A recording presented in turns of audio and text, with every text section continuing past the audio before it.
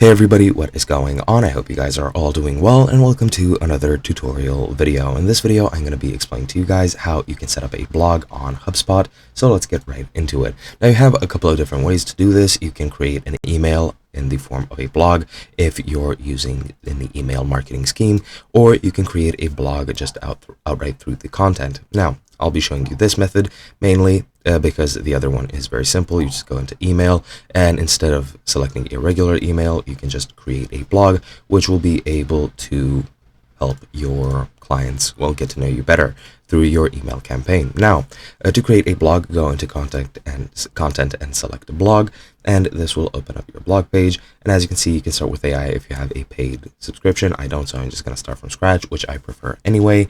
And here you can start setting up your blog. Now, as you can see, you can set up your blog post title, and I'll just add test, and you can click here to add text if you want to. You have a couple of different things here as well. You can add different modules if you want, depending on what you want your blog to look like, and then add any content if you want. You can also optimize the blog as well and create a site navigator to better help you. Now, until you publish, you do need to enter the meta description, which is metadata. So I'll just add some test data, and that will probably help it.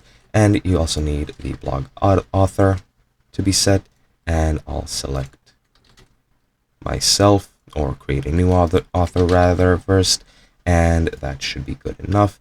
I'll just select myself as the author, and the last step is a feature image, which is completely dependent on what you want. I'll just upload a URL or upload a picture from my hard drive.